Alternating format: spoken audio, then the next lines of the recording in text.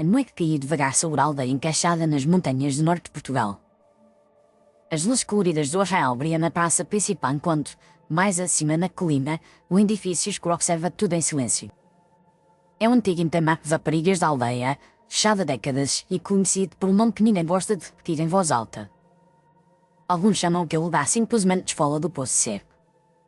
Hoje, quem nos guia por esta história é Clara, criadora de um canal de terror que decidiu transformar uma velha lenda num vídeo inesquecível. Se você está a ouvir isto, é porque eu quebrei uma promessa que jurei cumprir até ao fim da minha vida. Eu prometi que nunca iria publicar o que vem daquela máquina Esfola do Poço Seco. Prometi à memória da minha avó e prometi a mim mesma, mas certas coisas não ficam enterradas para sempre. A voz de Clara soa cansada e mais pesada do que nos vídeos habituais que ela produz para o seu canal. Ela grava esta confissão dias depois do desaparecimento de Rui, o seu melhor amigo e cameraman. Antes de qualquer coisa, Clara explica como tudo começou com um simples e inquietante correio eletrónico. Há algumas semanas recebi um e-mail do endereço que eu não reconheci. Mas onde estava escrito, em português antigo e direto, eu vi a tua avó em ti. No corpo da mensagem, quase nada, apenas uma morada, a indicação de uma aldeia no norte e uma frase curta, a escola ainda guarda o que fizemos.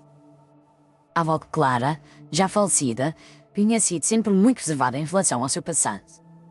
Sempre que alguém mencionava entamados, colégios internos ou aldeias de montanha, ela mudava de assunto com silêncio súbito.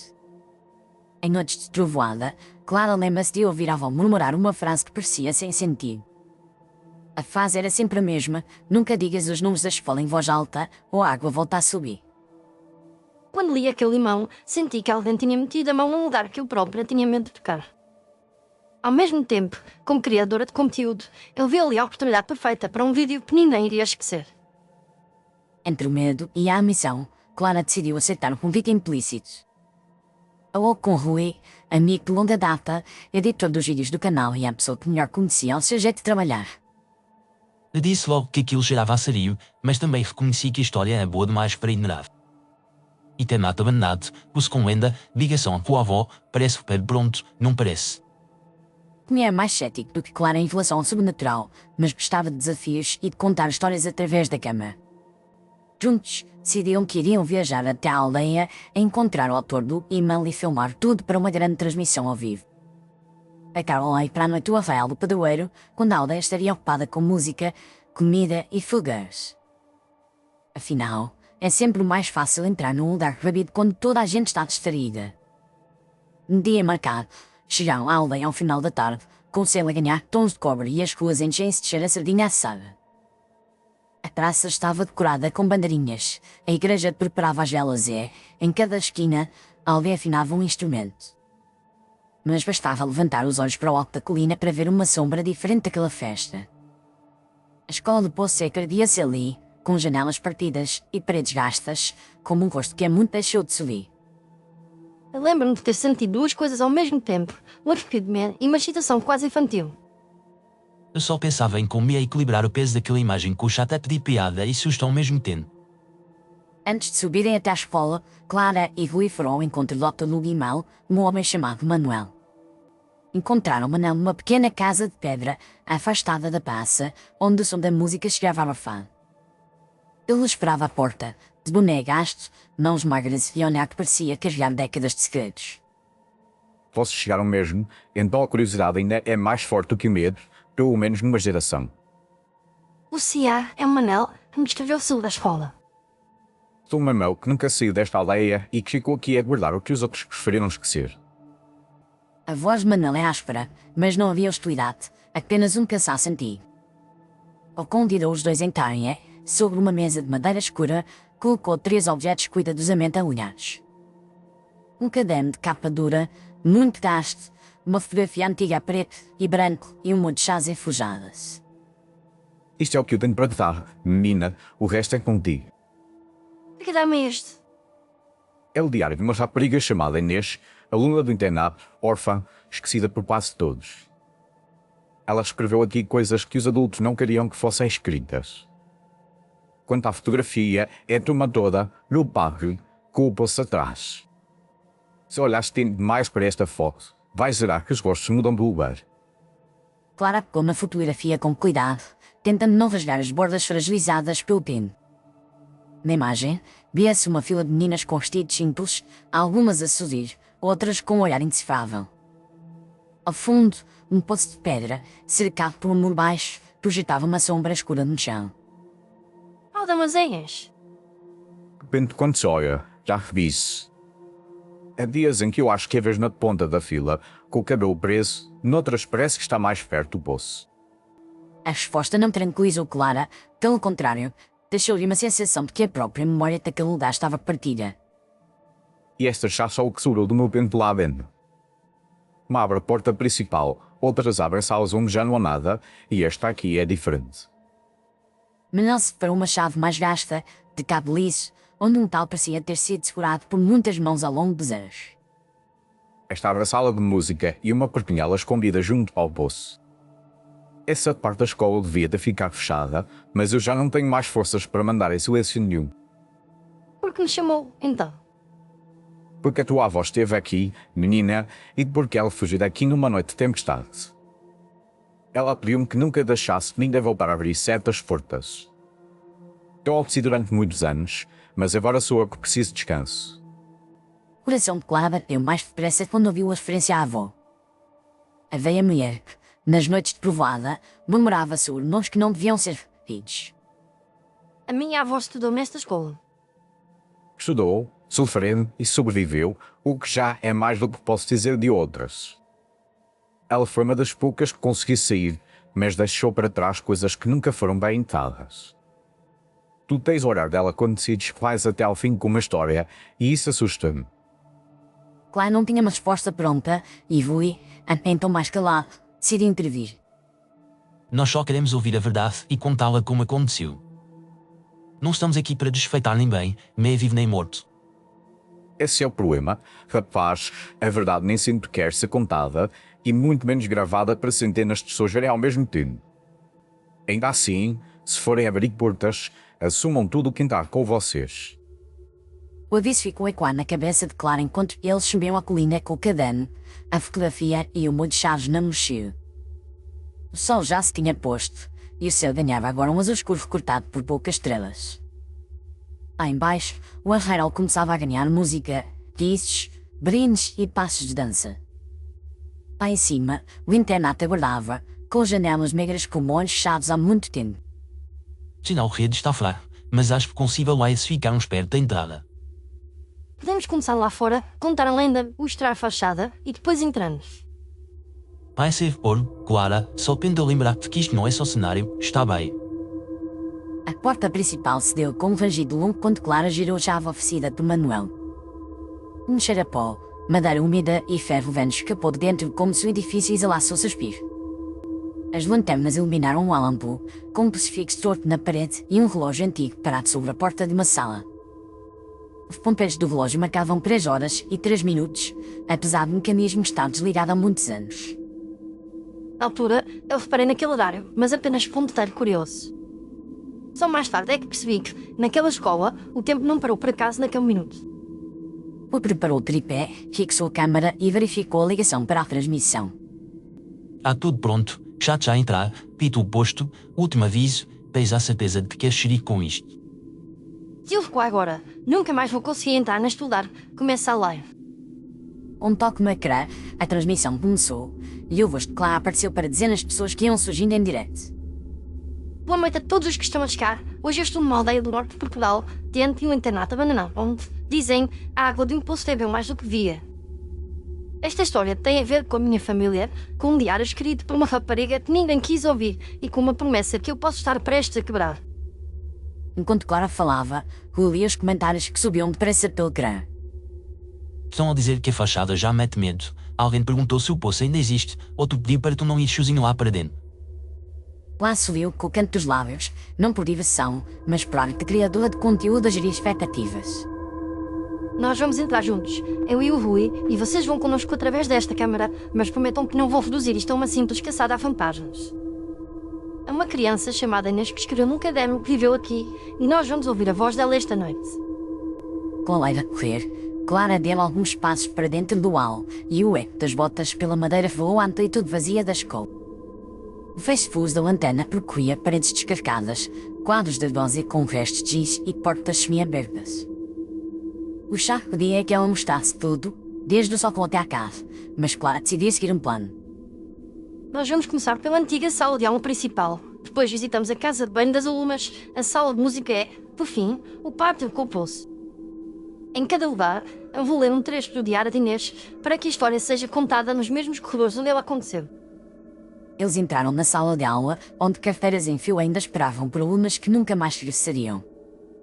No fundo, uma janela partida deixava entrar o vento fresco da noite, levantando pequenos montes de pó. Clara sentou-se numa das carteiras da frente e tirou o caderno da mochila com dedos quase trêmulos. Este diário foi-me dado por um homem que trabalhou aqui e que conheceu a minha avó. A rapariga que o escreveu chamava-se Inês, vivia neste internato, longe da família, e foi aqui que a sua vida acabou. Clara abriu o caderno numa das primeiras páginas e inspirou fundo antes de começar a leitura. Ela escreveu: hoje de manhã o frio entrou nos nossos ossantes, mesmo sem tocar, e a água do poço cheirava estranho, como se tivesse ficado parada a pensar. Ela escreveu também que uma colega lhe tinha dito que o poço via tudo, que sabia quando alguém mentia e que gostava de meninas em silêncio. A voz de Clara leu aquelas frases com cuidado, sentindo o peso de cada palavra rasgada e amaroada. O chat, por sua vez, enchia-se de comentários que variavam entre piadas nervosas e genuína inquietação. Estão a pedir para ver-se de perto da janela porque alguém escreveu que viu uma cara ali, e uma pessoa perguntou por que é que a tua voz parecia diferente enquanto lias. Clara olhou para a janela, apenas o reflexo da lanterna na superfície partida do vidro e a noite lá fora. Mudaram de sala, seguindo agora para a antiga casa de banho das alunas, um corredor estreito que cheirava a azulejo frio e canalizações antigas. Lá dentro, encontraram várias cabines alinhadas e, acima dos lavatórios, o espelho comprido com uma enorme rachadura a cortar o meio. Já quero muito uma cena de espelho, acho que é a altura certa, mas tu é que mandas. Eu disse que não queria transformar isto numa brincadeira de sustos baratos, mas vamos dar um presente a quem ficou até aqui. Eu vou apontar a câmera para o espelho durante alguns segundos e se alguém vir alguma coisa estranha, faz uma captura da cara e bora. Claire ajustou o enquadramento, posicionando-o de modo a apanhar o reflexo de Clara, o corredor atrás dela e a rachadura que teimava em atravessar o vidro. Durante alguns segundos, não se ouviu nada além da respiração dos dois e do pequeno ruído da transmissão. Os chats explodiam em mensagens, alguns jurando ter visto uma sombra infantil à direita, outros a dizer que aquilo era sugestão coletiva. Clara não viu nada naquele momento e decidiu prosseguir com a leitura do diário. Inês escreveu: hoje fizeram mergulhar no chão frio da casa de banho porque eu demorei a aprender o hino do padoeiro. Ela disse que as outras meninas viram quando me mandaram lavar a cara na água gelada, mas eu senti que alguém me observava do espelho. Ela escreveu: juro que vi duas fileiras de meninas, uma real e outra atrás do vidro, e na fila de trás havia sempre mais uma do que na frente. Ao ouvir estas palavras, Clara sentiu a pele arrepiar, como se um par de olhos invisíveis acompanhasse cada sílaba. O chá começou a repetir a mesma pergunta, todos a querer saber se ela se via sozinha no espelho naquele momento. Estão a insistir que faças o último olhar para o vidro antes de sair. Acho melhor seres tu para decidir se queres ou não fazer isso. Eu não vou aumentar demasiado a curiosidade. Vamos deixar que o espelho fique com a versão dele da história. Saíam da casa de banho e seguiam o corredor até à porta da sala de música, que estava trancada com uma fechadura antiga. Clara tirou a chave especial que Manel lhe dera, o metal frio brilhou um pouco à luz da lanterna. O som da chave a entrar na fechadura ecoou pelo corredor, como se o próprio edifício prendesse a respiração. A porta abriu-se com um estalo seco, revelando um espaço onde o tempo parecia ter parado a meio de uma melodia. Um piano de cauda, coberto por um lençol rasgado, ocupava o centro da sala, rodeado por cadeiras, estantes de partituras e um violino sem cordas pousado sobre uma mesa. Isto está incrível na câmara, parece cenário de filme, mas tudo aqui é verdadeiro. Inês escreveu várias vezes sobre esta sala, era aqui que elas praticavam o hino e cantavam em cor. Clara definiu o diário até encontrar uma página onde a letra de Inês estava mais tremida do que o habitual. Ela escreveu: mandaram-nos cantar tão alto que já não ouvíamos os gritos lá fora. Ela disse que as vozes das meninas começaram a doer por dentro e que o piano tocava sozinho, mesmo quando ninguém batia nas teclas. Assim que Clara terminou a frase, uma única tecla do piano emitiu um som, desassinado de novo. A sala inteira pareceu vibrar com aquela nota isolada, como se alguém tivesse passado um dedo suave pelas cordas enferrujadas. Diz ao chá, se tu, ou eles vão soltar. Eu não topei em nada e o Rui também não. Vocês ouviram o que nós ouvimos? Jack encheu-se de mensagens agitadas, emojis de espanto e perguntas sobre truques de edição ao vivo. Rui aproximou-se do piano, levantou um canto de lençol e mostrou as teclas cobertas de pó. As teclas estão sujas e pesadas, não há nenhum mecanismo automático. Se isto foi trupe, foi alguém de outro lado. A tensão aumentou, mas Clara sabia que o momento mais difícil ainda estava por vir. Era hora de ir até ao parque e encarar o poço cedo, o cinto da Lena, o coração do Men. Caminharam por um corredor que terminava numa porta dupla com vidros foscos, por trás dos quais se deslumbrava a noite exterior. Ao abrir a porta, sentiram um ar mais frio, como se o Papa estivesse isolado do resto da aldeia e do próprio verão. O poço erguia-se no centro, um círculo de pedra escura rodeado por um mar crescido. Não havia água visível, apenas escuridão dentro, uma escuridão dessa que parecia absorver a luz das lanternas. Já que está a pedir há muito tempo para ver o poço de perto, cuidado para não chegares demasiado à beira. Calma, nós vamos mostrar, mas com respeito. Este lugar não é palco, é uma ferida aberta. Clara aproximou-se lentamente, sentindo o chão de pedra frio por baixo dos pés. Colocou a mão sobre a borda do poço, onde algumas marcas antigas escavam o musgo. Abriu o diário na parte final, onde as frasezinhas se tornavam mais curtas, como se o tempo e o fogo lhe faltassem. Ela escreveu: esta noite disseram que eu devo ficar responsável por guardar os nomes das que forem embora. Ela acrescentou: disseram que alguém tem de falar por quem cair e escolheram-me a mim. Aqui está uma lista de nomes, um a um, com a idade e um traço, e depois a frase: se eu disser estes nomes em voz alta junto do poço, talvez alguém se ouça. Clara engoliu em seco, consciente, naquele momento, milhares de olhos a seguiam através da câmara. Já respondia com pedidos insistentes, quase exigentes, todos a querer que os nomes fossem lidos ali mesmo. Eles estão a dizer que, se tu lês os nomes, este vai ser o vídeo mais forte do canal. Alguns pedem para não o fazeres, mas a maioria quer ouvir. À altura, eu não vi o que é óbvio, que estava a transformar uma dor real num ritual público. Olhei para o poço e pensei em números, em visualizações, em prova irrefutável de que algo sobrenatural podia acontecer diante da câmara. Clara respirou fundo, segurou o diário com mais força e tomou a decisão que iria mudar tudo. Eu vou ler os nomes, mas vocês aí desse lado, se forem ouvir, assumam também a responsabilidade. Não sejam apenas espectadores a consumir desgraça, lembrem-se que cada nome é uma vida que acabou demasiado cedo. A voz dela tremia ligeiramente, mas não recuou. Os dedos de Clara percorreram a lista, e ela começou a ler. Inês que viu o nome da primeira colega, e eu li em voz alta, seguida da idade, com o poço aberto diante de mim. Clara preferiu o nome, que aqui não repetiremos, como se chamasse alguém perdido na neblina. O vento soprou um pouco mais forte, e um som distante, talvez um viço, talvez um soluço, pareceu responder. Ela leu o segundo nome, o terceiro, o quarto, sempre com a mesma cadência, quase como se estivesse a convocar presenças. A cada nome, a escuridão no fundo do poço parecia mexer-se, ou talvez fosse só o reflexo oscilante da lanterna. Clara, já chega. Acho que já temos material suficiente. O chat está a ficar estranho, a gente a dizer que está a ouvir vozes em casa. Há tão poucos, eu não quero que nenhuma fique por dizer. Se eu parar a meio, vou carregar comigo a mesma culpa que a minha avó carregou. O coração de Rui acelerou, e a expiação dele ficou mais audível no microfone. Já começou a encher-se não apenas de textos, mas de relatos, pessoas a afirmarem que os relógios de casa se tinham desregulado, que as luzes tinham pescado sem motivo. Clara chegou ao último nome da lista, o de Inês, escrito numa letra um pouco maior, como se a menina tivesse hesitado antes de escrever o próprio nome.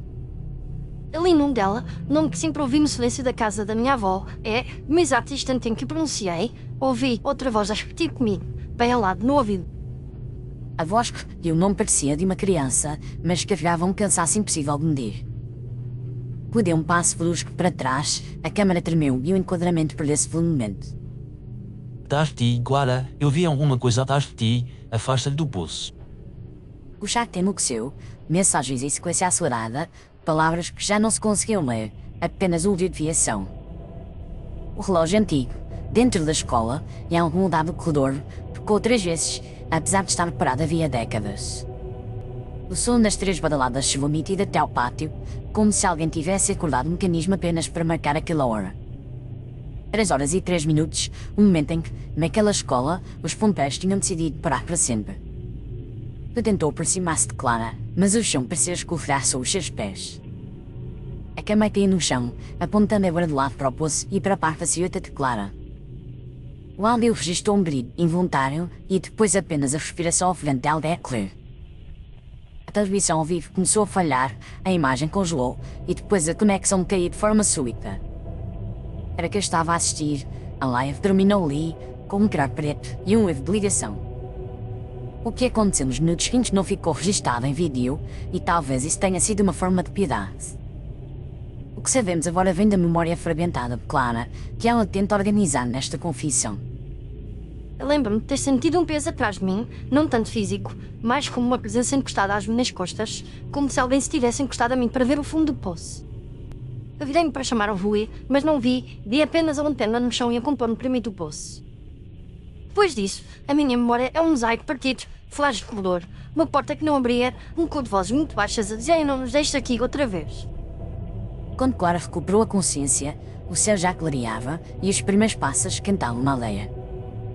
Ela estava sentada no pátio, junto ao poço, com o diário de Inês fechando-lhe a mão como se fosse um objeto que alguém tivesse colocado ali.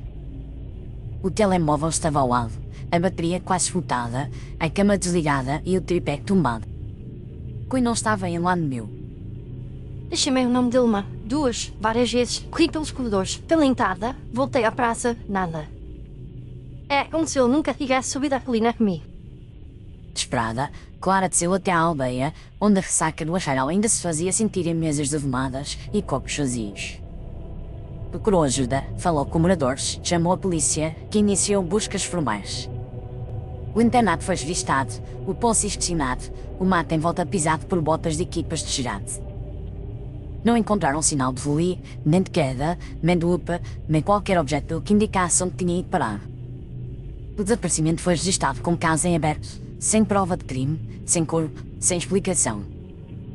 Enquanto isso, uma outra notícia circulava pela aldeia, a morte súbita de Manuel.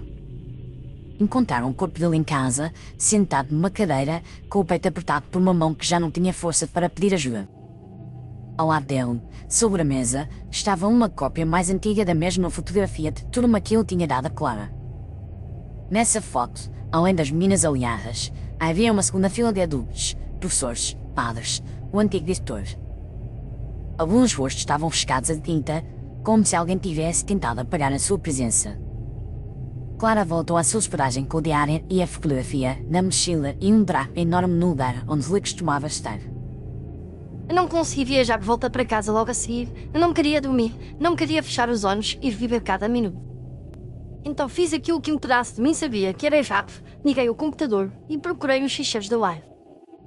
O vídeo completo estava corrompido, a plataforma indicava uma falha súbita de conexão e um fecheiro de transmissão interrompida. Ainda assim, o áudio, em partes, tinha sido gravado localmente, uma cópia automática, o eco da noite anterior. Clara passou horas a ouvir esse áudio, 3 por 3, tentando encontrar pistas sobre o que tinha acontecido a Louis. Eu ouvi a minha própria voz a ler os nomes e ao desenho em cada repetição. Ouvi a nota do piano, ouvi um viso nervoso do chat na minha cabeça, ouvi um momento em que uma voz que não era minha repetiu o nome de Inês. Mas o mais difícil foi ouvir os segundos finais, em que o único que chamava é, por cima da voz dele, se ouvia um cor de voz infantis a dizer bem. As vozes pareciam distantes e, ao mesmo tempo, demasiado próximas, como se estivessem a falar ao pé do microfone e dentro da cabeça de Clara. No meio da confusão de sons, havia um detalhe que a fez lá. Um quilintar de metal, seguido de algo parecido com o som de uma chave a cair em pedra. Lembrou-se da chave da sala de música e da portinhola junto ao coço, a chave que Manel lhe entregara e que, naquela noite, ela guardara no bolso. Eu não me lembro de ter tirado a chave do bolso, mas logo mostra que ela caiu em algum lugar e desde então eu não a encontro. De volta à casa, dias depois, Clara percebeu que a história ainda não tinha terminado. O relógio antigo que tinha pertencido à avó, pendurado na parede da sala, parou de repente. Os ponteiros, que funcionavam bem até então, ficaram presos na mesma posição que o relógio da escola. 3 horas e 3 minutos, o mesmo tempo congelado, o mesmo minuto que marcava o fim da laia.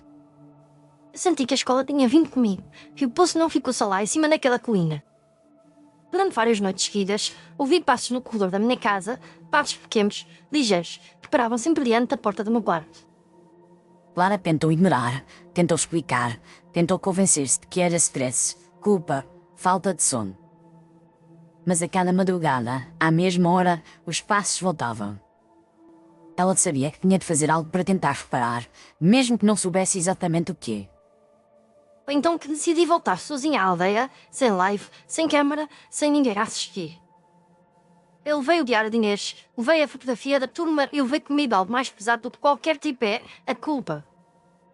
Esta vez, subiu a colina de manhã, com sol alto, sem fogueiras, sem música e sem testemunhas. A escola parecia menos ameaçadora à luz do dia, mas isso é apenas aparência. As paredes continuavam a guardar o que nunca tinha sido dito. No pátio, o poço esperava, o mesmo círculo de pedra, a mesma escuridão, agora ainda mais silencioso. Sentei-me na borda do poço e abri o diário de Inês pela última vez. Eu pedi desculpa, não como criadora de conteúdo, mas como meta de alguém que a deixou para trás.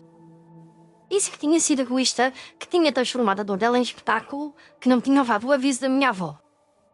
Clara colocou o diário dentro do poço, deixando que o caderno desaparecesse na sombra, levando com ele as palavras de Inês de volta ao lugar que tinham sido escritas.